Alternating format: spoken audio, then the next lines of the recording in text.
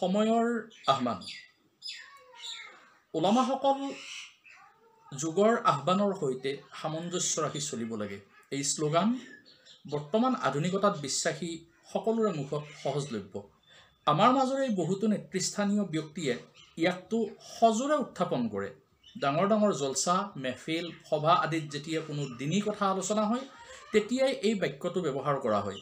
বুদ্ধিজীৱী, শিক্ষাবিদ, সাহিত্যিক আদি সকলোৰে মুখত এই বাক্যশাৰী ওলামাসকলৰ ওপৰত এক অভিযোগ। আনকি নতুনত্ব পচন্দীসকলেতো ইছলামৰ সৰ্বসন্মত বিধান আৰু নিয়মাৱলীৰ ওপৰতো অভিযোগ আনি ওলামাসকলক নিজৰ প্ৰগতিৰ পথত আটাইতকৈ বৃহৎ প্ৰতিবন্ধক হিচাপে আখ্যা দিয়ে। তেওঁলোকে ওলামাসকলক অপবাদ দিয়া আৰু বদনাম কৰাক নিজৰ জীৱনৰ আটাইতকৈ ডাঙৰ সাৰ্থকতা বুলি গণ্য কৰে, যাৰ বাবে তেওঁলোকে সময়ৰ আহ্বান শীৰ্ষক কথাষাৰ নতুনত্বৰ প্ৰত্যাশীৰ আধুনিকতাত বিশ্বাসীৰ উত্তম গৱেষণাৰ যথাৰ্থ দৰ্শন বুলি ভাবে, যাৰ ফলশ্ৰুতিত তেওঁলোকে নৱপ্ৰজন্মলৈ আহ্বান জনায় যে ওলামাসকল আধুনিক উন্নতিৰ পথত বৃহৎ প্ৰতিবন্ধক। গতিকে ওলামাসকলক নিষেধ কৰাৰ প্ৰয়োজন আৰু তেওঁলোকৰ দৃষ্টিভংগী তথা মতবাদ বৰ্জনযোগ্য। তেওঁলোকৰ এই খেয়াল আমি আল্লাহ পাকৰ দৰবাৰলৈ এৰি দিছোঁ, যি অন্তৰৰ সকলো লুকায়িত ভেদৰ বিষয়ে জ্ঞাত। কিন্তু কিছু অংশ লোকে সততা, গাম্ভীৰ্যতা আৰু আন্তৰিকতাৰে ওলামাসকলৰ প্ৰতি এই ধাৰণা পোষণ কৰি বদনাম কৰে যে ওলামাসকল বৰ্তমান যুগৰ জিজ্ঞাসাৰ প্ৰতি উদাসীন, যাৰ ফলশ্ৰুতিত তেওঁলোকে প্ৰত্যেক নতুন বস্তুৰ বিৰোধিতা কৰে। আৱেগবৰ্জিত শীতল মগজুৰে পক্ষপাতমুক্ত দৃষ্টি নিক্ষেপ কৰক যে সময়ৰ আহ্বানৰ ভাৱাৰ্থ কি বাৰু, তাক সম্পূৰ্ণ কৰাৰ নিয়ম কি, লগতে এই সম্পৰ্কত ওলামাসকলৰ ওপৰত অনা অভিযোগৰ বাস্তৱ সত্যতা কি।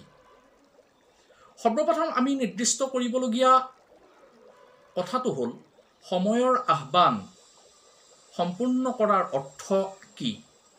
অনুমান হয় যে যিসকল ব্যক্তিয়ে সময়ৰ আহ্বানৰ প্ৰতি গুৰুত্ব দিয়াৰ শিক্ষা দিয়াত ব্যস্ত, স্বয়ং তেওঁলোকৰ মগজুতেই তাৰ কোনো স্পষ্ট পৰিকল্পনা নাই।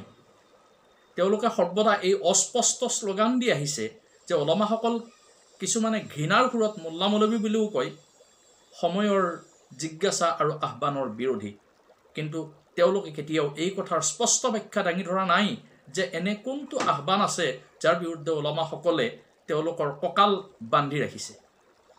যদি সময়ৰ আহ্বানৰ অৰ্থ এয়াই হয় যে মুছলিম ৰাষ্ট্ৰবোৰে বিজ্ঞান আৰু প্ৰযুক্তিৰ সেই সমগ্ৰ ব্যৱস্থাৱলীৰে সমৃদ্ধ হোৱাৰ চেষ্টা কৰে যিবোৰ অবিহনে বৰ্তমানৰ পৃথিৱীত মুক্ত নিশ্বাস লোৱা অসম্ভৱ, তেনেহ'লে ই হ'ব নিশ্চিতভাৱে সময়ৰ সবাতোকৈ গুৰুত্বপূৰ্ণ আহ্বান আৰু জিজ্ঞাসা। কিন্তু আল্লাহৰ ৱাস্তে কোনোবাই এই কথাটো স্পষ্টকৈ কওক যে সেইজন কোন আলিম যিয়ে সময়ৰ এই আহ্বান বা জিজ্ঞাসাক নাজাইজ বা নিষিদ্ধ বুলি কৈছে। কোন ওলামাই কেতিয়া এই ফতোৱা জাৰি কৰিছে যে বিজ্ঞান আৰু প্ৰযুক্তিৰ ময়দানত উন্নতি আৰু প্ৰগতিৰ চেষ্টা চলোৱা হাৰাম, অবৈধ, নাজাইজ নতুবা অৰ্থহীন। নিত্য অতীতত বিজ্ঞানে যি বিস্ময়কৰ অগ্ৰগতি লাভ কৰিলে যে আমি চাওঁতে চাওঁতে নিত্য নতুন আৱিষ্কাৰবোৰৰ দস্তাবেজ লাগি গ'ল। ইয়াৰ ভিতৰত কিমান এনে আৱিষ্কাৰ আছে যাৰ ওলামাসকলে বিৰোধিতা কৰিছে।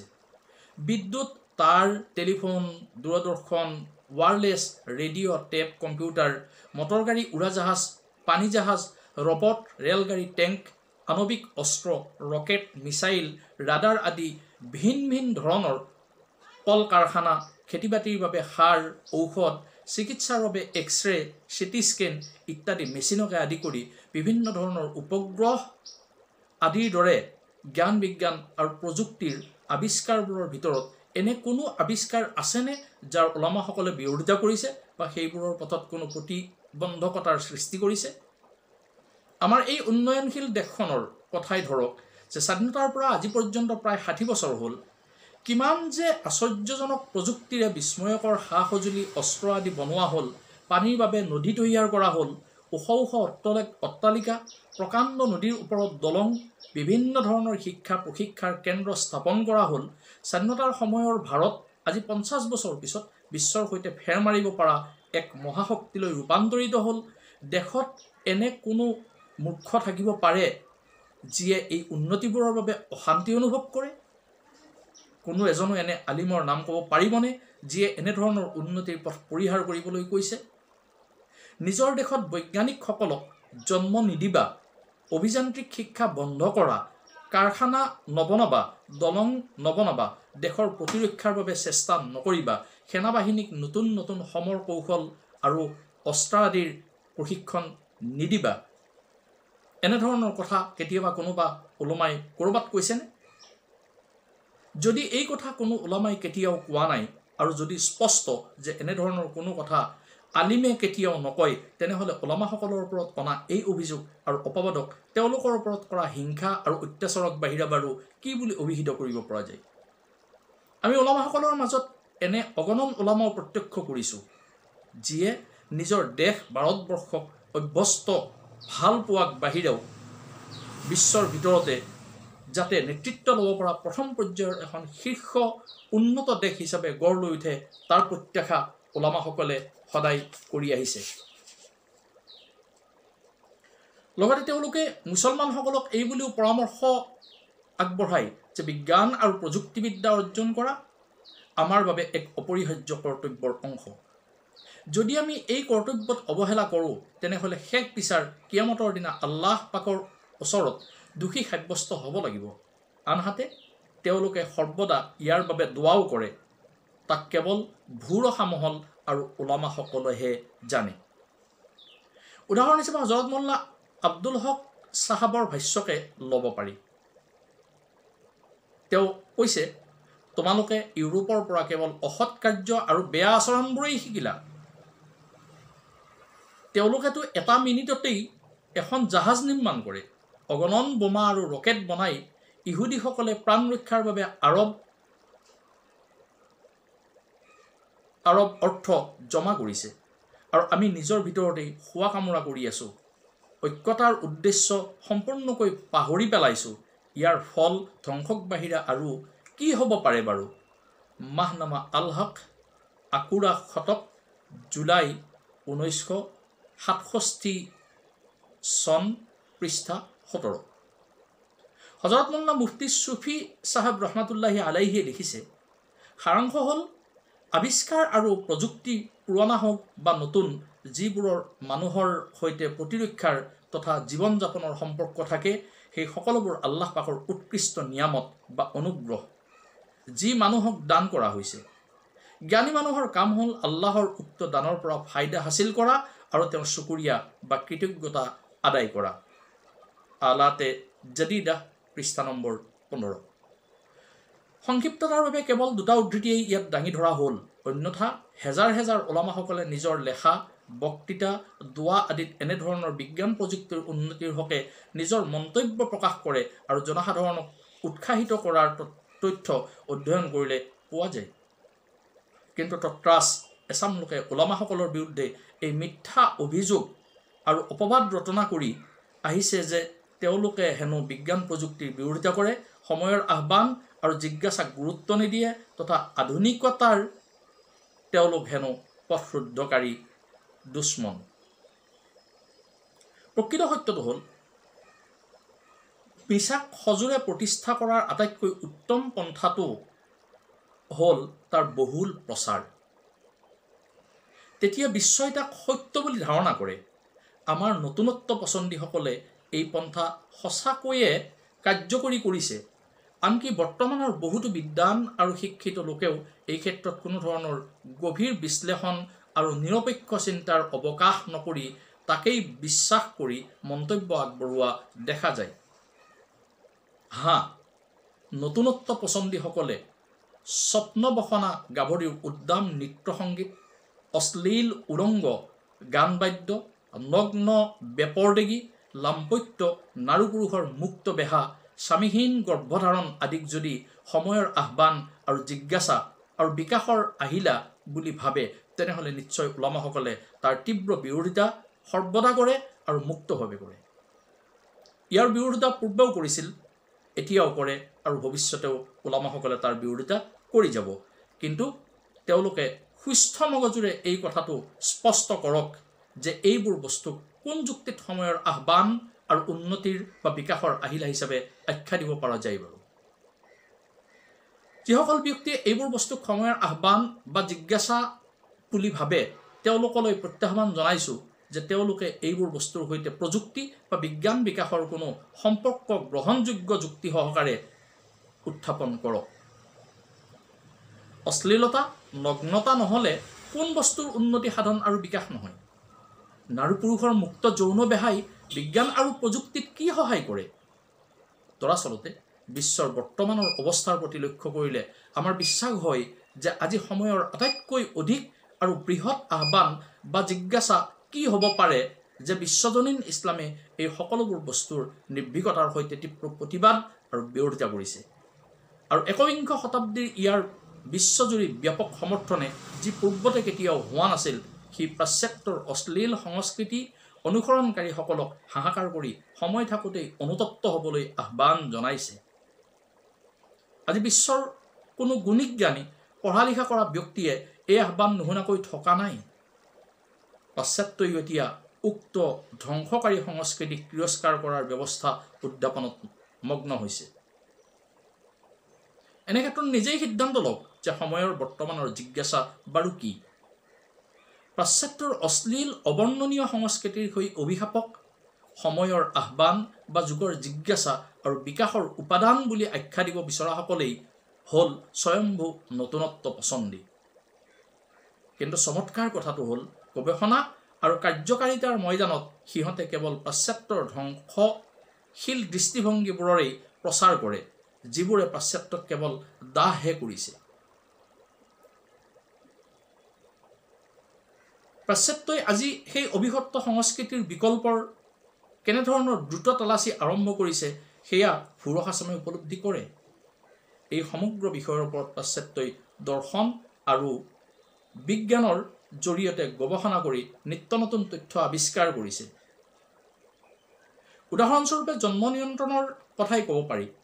আজি তেওঁলোকৰ এক বৃহৎ অংশই শক্তিশালী যুক্তিযুক্ত প্ৰমাণৰ জৰিয়তে জন্ম নিয়ন্ত্ৰণৰ বিৰোধিতা কৰি ইয়াক নৱপ্ৰজন্মৰ হত্যাকাৰী বিধান হিচাপে উপস্থাপন কৰাক শত সহস্ৰ জনতাই স্বাগতম জনাইছে। কিন্তু আমাৰ প্ৰচাৰ নতুনত্ব পছন্দীসকলৰ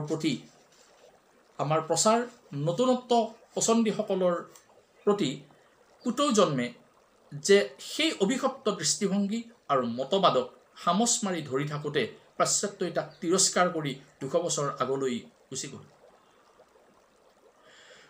ওপৰৰ আলোচনাৰ পৰা নিশ্চয় স্পষ্ট হৈছে যে ওলামাসকলৰ ওপৰত সময়ৰ আহ্বান, যুগৰ জিজ্ঞাসা আৰু বিজ্ঞান প্ৰযুক্তিৰ বিৰোধী বুলি যি অপবাদ উত্থাপন কৰা হৈছে তাৰ বাস্তৱ সত্যতা কিমান?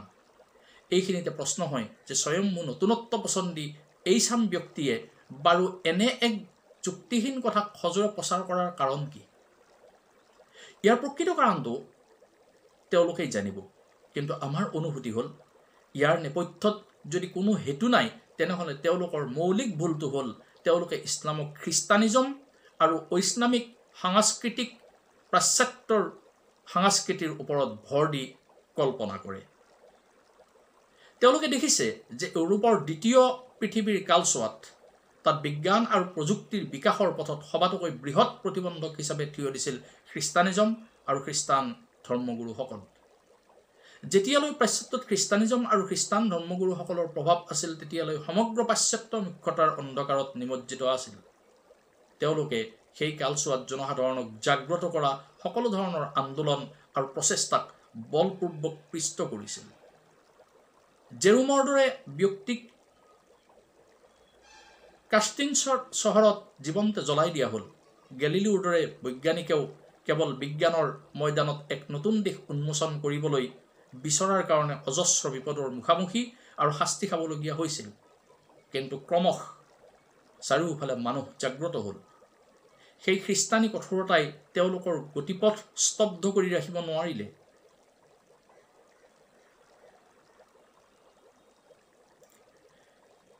অৱশেষত মাৰ্টিন লুথাৰ, জন কালুনৰ দৰে ব্যক্তিসকলে হিম্মত কৰি প্ৰগতি পথৰ সেইবোৰ প্ৰতিবন্ধকতা দূৰ কৰিবলৈ সক্ষম হ'ল আৰু বিজ্ঞানৰ গতিৰ পথ মুকলি কৰি দিয়াত সাৰ্থক হ'ল। পুনৰ অন্তিম অৱস্থাত ৰুছো, হাৰ্নেক আৰু ৰিনানৰ দৰে নতুনত্বগ্ৰাহীসকলে খ্ৰীষ্টানিজমত অত্যাৱশ্যকীয় পৰিৱৰ্তন ঘটাই তাক বৰ্তমান যুগৰ বৈজ্ঞানিক গৱেষণাৰ সাপেক্ষ হিচাপে পুনৰ নিৰ্মাণ কৰিলে। বৰ্তমান লুথাৰ, কলোন, ৰুছো আৰু হাৰ্নেকৰ দৰে ব্যক্তিসকলক সংস্কাৰক হিচাপে আখ্যা দিয়া হৈছে আৰু তেওঁলোক দৰাচলতে সংস্কাৰক। তেওঁলোকক জাতিৰ হিৰো হিচাপে মানি লোৱা হৈছে। নতুন প্ৰজন্মৰ যিসকল লোক ধৰ্মৰ প্ৰতি উদাসীন তেওঁলোকক ইজ্জত আৰু সন্মানৰ দৃষ্টিৰে চোৱা হয় যে এওঁলোকে খ্ৰীষ্টান ধৰ্মত মৌলিক পৰিৱৰ্তন ঘটাই মানুহক ভ্ৰষ্ট মতবাদৰ পৰা মুক্ত কৰিলে। এতেকে ইছলামৰ নতুনত্ব পছন্দীসকলেও ইছলামক খ্ৰীষ্টানিজমৰ সৈতে কল্পনা কৰি ইয়াতো তেনেধৰণৰ কিছু পৰিৱৰ্তন কৰিব বিচাৰে আৰু তাৰ বহুতো উদাহৰণ আমাৰ দেশত দেখা যায়। তেওঁলোকে অবিকৃত ইছলামক খ্ৰীষ্টানিজম ওলামাসকলক পোপ আৰু নিজে নিজক লুথাৰ, ৰুছোৰ স্থলৱৰ্তী বুলি ভাবে। এই কল্পনাৰ অপৰিহাৰ্য ফলক্ৰিয়া হ'ল তেওঁলোকে ওলামাসকলৰ বিৰোধিতা কৰি মুছলমান উম্মতৰ সংস্কাৰক ৰিফৰ্মাৰ্ছ হ'ব বিচাৰে। তেওঁলোকে ভাবে যে অতি শীঘ্ৰেই কোনো বিপ্লৱ আহিব আৰু ইছলামৰ অবিকৃত আধাৰ নীতি বিসৰ্জন দি নৱপ্ৰজন্মই সৰ্বকালৰ বাবে নতুন নীতিৰ প্ৰৱৰ্তন ঘটাব। লগতে অদূৰ ভৱিষ্যতে উত্তৰ পুৰুষসকলে পাশ্চাত্য সংস্কৃতিৰ লুথাৰ, ৰুছো আদিৰ দৰে আমাৰ ওপৰতো ফুল ছটিয়াব। এই ক্ষেত্ৰত আমি ক'ব বিচাৰোঁ যে তেওঁলোকৰ গৱেষণা আৰু চিন্তা দূৰদৰ্শিতাত এক ডাঙৰ ভুল ৰৈ গৈছে, যাৰ বাবে তেওঁলোকৰ এই সপোন কোনোদিন বাস্তৱ ৰূপ ল'ব পাৰিব বুলি ধাৰণা নহয়। তেওঁলোকে সুসংৰক্ষিত ইছলামক খ্ৰীষ্টানিজম আৰু ওলামাসকলক পোপসকলৰ সৈতে তুলনা কৰোঁতে ডাঙৰ ভুল কৰিলে যে খ্ৰীষ্টান ধৰ্মৰ অস্বাভাৱিকতা আৰু প্ৰাকৃতিকহীনতাৰ বাবে সমগ্ৰ জনসাধাৰণৰ মাজত তৃতীয় শতিকা পৰ্যন্ত বিৰোধভাৱে সৰ্বত্ৰে বিয়পি পৰিছিল। ধৰ্মটোৰ ৰীতি নীতিবোৰ অস্বাভাৱিক আৰু প্ৰকৃত বিৰোধী হোৱাৰ বাবে কোনো পধ্যেই কিয়ামত পৰ্যন্ত মানুহৰ জীৱন যাপনৰ সহায়ক হিচাপে দূৰদৰ্শী আৰু উদাৰ নাছিল, বৰং বিজ্ঞানৰ নিত্য নতুন উদ্ভাৱন আৱিষ্কাৰৰ সম্পূৰ্ণ বিপৰীত আৰু মূৰ্খতাৰ চৰম অন্ধকাৰেৰে ভৰপূৰ আছিল। গতিকে জ্ঞান বিজ্ঞান আৰু শিক্ষাৰ স্বৰ্গীয় পোহৰৰ সন্মুখত ধৰ্মটো থিয় হৈ থকাটো অসম্ভৱ আছিল, যাৰ বাবে বিজ্ঞান ধৰ্মটোৰ বাবে জমদূত হৈ আহিল। এতেকে উক্ত পৰিস্থিতিৰ খ্ৰীষ্টানিজমৰ বাবে কেৱল দুটাই ৰাস্তা আছিল, হয়তো মানৱতাত মতবাদটোৱে বিজ্ঞানৰ তীব্ৰ বিৰোধিতা কৰিব লাগিব, নহয়তো ধৰ্মটোকেই অপাৰেশ্যন যোগে বিজ্ঞানৰ নতুন নতুন আৱিষ্কাৰৰ সাপেক্ষ কৰি পুনৰ নিৰ্মাণ কৰিব লাগিব। পোপসকলে সৰ্বপ্ৰথম ১ নম্বৰ ৰাস্তাটো গ্ৰহণ কৰি বিজ্ঞানক নিষিদ্ধ আৰু অবৈধ বুলি ঘোষণা কৰিলে, কিন্তু বিজ্ঞান সেই সময়ত নিতান্তই প্ৰয়োজনীয় বস্তু আছিল। ফলত পোপসকলৰ সেই চেষ্টা অথলে গৈছিল। ইয়াৰ লগে লগে নতুনত্ব পছন্দীসকলে দ্বিতীয় পথটো বাচিবলৈ ধৰ্মটোত পৰিৱৰ্তন আৰম্ভ কৰি দিলে। অৱশেষত তাক নৱপ্ৰজন্মৰ বাবে উপযোগী কৰি পুনৰ নিৰ্মাণ কৰিলে। এয়া ধৰ্মটোৰ ওপৰত তেওঁলোকৰ এক অনুগ্ৰহ আছিল। এই সংস্কাৰ নকৰিলে ধৰ্মটো অন্ধবিশ্বাসৰ কবলত পৰি জাতি আজি তাৰ কোনো নাম চিহ্নই নাথাকিলহেঁতেন। সংস্কাৰ হোৱা বাবেই ধৰ্মটোৰ মৌলিক দৃষ্টিভংগী সলনি হ'লেও অন্তত ই এতিয়াও বৰ্তি আছে।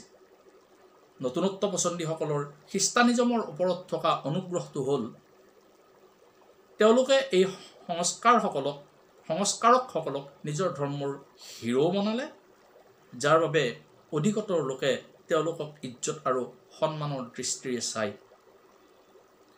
কিন্তু ইছলামৰ দৃষ্টিভংগী ইয়াতকৈ পৃথক। ইছলাম হ'ল স্বভাৱগত আৰু প্ৰকৃতিগত ধৰ্ম।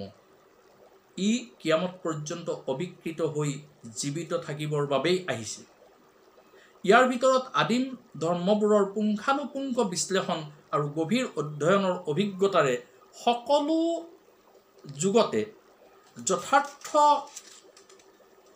যুগতে যথাৰ্থ খোজ মিলাই চলিব পৰাৰ সম্পূৰ্ণ গুণাৱলী আছে, যাৰ কাৰণে বিজ্ঞান ইছলামৰ বাবে কেতিয়াও প্ৰতিবন্ধী হৈ থিয় দিব নোৱাৰে। বৰং আমি লক্ষ্য কৰিছোঁ যে বিজ্ঞানৰ নতুন নতুন আৱিষ্কাৰ আৰু নতুন নতুন শিক্ষাই ইয়াৰ সততা আৰু যথাৰ্থ বাস্তৱতাক ক্ৰমশ অধিক প্ৰগাঢ়হে কৰি তুলিছে। সেইবাবে ইছলাম কোনোদিন বিজ্ঞানৰ বিৰোধিতা কৰাৰো প্ৰয়োজন হোৱা নাই আৰু স্বপৰিৱৰ্তন কৰাৰো প্ৰয়োজন নহয়। একেদৰে পোপসকলৰ লেখীয়াকৈ ওলামাসকলে বিজ্ঞানৰ বিৰোধিতা কৰা নাই। এইকাৰণেই তেওঁলোকে জানে যে মানুহৰ জ্ঞানৰ পৰিধি যিমান বাঢ়ি যাব, ইছলামে বৰ্ণনা কৰা তথ্যবোৰ সিমান অধিক পৰিস্ফুট আৰু স্পষ্ট হৈ পৰিব। কিয়নো উম্মতে মুছলিমাই এই কথা বিশ্বাস কৰে যে ইছলাম আল্লাহ প্ৰদত্ত এটা সংৰক্ষিত আৰু অবিকৃত ধৰ্ম। ইয়াক কোনো কালতেই পৰিৱৰ্তন কৰাৰ প্ৰয়োজন নাই, যাৰ বাবে ইয়াত কোনো পৰিৱৰ্তন আনিব বিচাৰিলে মুছলমানসকলে তাৰ তীব্ৰ বিৰোধিতা কৰে। যথাৰ্থ বাস্তৱটো হ'ল, ইছলাম খ্ৰীষ্টানিজমৰ দৰে প্ৰাণহীন ধৰ্ম নহয় যে বিজ্ঞান আৰু প্ৰযুক্তিয়ে ইয়াৰ ওপৰত কিবা প্ৰতিবন্ধকতা সৃষ্টি কৰিব পাৰিব। একেদৰে ইছলামৰ ওলামাসকলে পোপসকলৰ দৰে বিজ্ঞান আৰু প্ৰযুক্তিৰ বিৰোধিতা কৰাও নাই, যাৰ বাবে ইয়াৰ জীৱন ৰক্ষা কৰিবলৈ কোনো মাৰ্টিন লুথাৰ, ৰুছো বা ৰেনানৰ দৰে কোনো সমাজকৰক ব্যক্তিৰ প্ৰয়োজন নাই। সেইকাৰণেই ইছলামৰ ইতিহাসত আপুনি দেখিবলৈ পাব যে যেতিয়াই ইয়াত কোনোবাই পৰিৱৰ্তনৰ চেষ্টা চলাইছে, তেওঁক কেৱল নিন্দা আৰু গৰিহণা দিয়া হৈছে। সেইসকল খ্ৰীষ্টান বিশ্বৰ দৰে কেতিয়াও লুথাৰ, ৰুছোৰ দৰে স্থান দিয়া নাই আৰু কিয়ামত পৰ্যন্তও নিদিয়ে। উদাহৰণস্বৰূপে মুছাইলামাতুল কাজ্জাব, আব্দুল্লাহ বিন সাবা, আবু মুছা মিজগাৰ, হাছান বিন ছবাহ, কুৰমত, আবুল ফজল আদি ব্যক্তিসকলে সজোৰে ইছলামত পৰিৱৰ্তন আৰু সংস্কাৰ কৰিব বিচাৰিছিল যদিও তেওঁলোক এতিয়া ইতিহাসৰ অন্ধকাৰত নিমজ্জিত। আৰু সাম্প্ৰতিক সময়ত যি লক্ষ্ণৌত ৱছিম ৰেজুই নামৰ ব্যক্তিগৰাকীয়ে ইছলামৰ কোৰাণ শ্বৰীফ, ইছলামৰ ধৰ্মগ্ৰন্থ কোৰাণ শ্বৰীফ আৰু ইছলামৰ নীতি আদৰ্শত কিছু পৰিৱৰ্তনৰ যি পোষকতা কৰি তেওঁ গ্ৰন্থ ৰচনা কৰিছে, তেখেতো নিশ্চয় ইতিহাসৰ পাতত তেওঁ লুকাই পৰিব আৰু কোনো মুছলমানে তেওঁক নিশ্চয় গ্ৰহণ নকৰে। সেয়ে পৰিতাপৰ কথা যে নতুনত্ব পছন্দীসকলে খ্ৰীষ্টানিজম আৰু ইছলামৰ মাজত এই পাৰ্থক্য অনুধাৱন কৰিব নোৱাৰিলে, যাৰ পৰিণতিত ওলামাসকলক তেওঁলোকে গালি সপনি, অপবাদ আৰু বদনাম কৰাত অনৰ্থক ব্যস্ত হৈ পৰিল। এতেকে এই অপবাদ আৰু বদনাম কোনো ক্ৰিয়াশীল কাৰ্য নহয় বুলি আমি ধাৰণা কৰোঁ। ধন্যবাদ।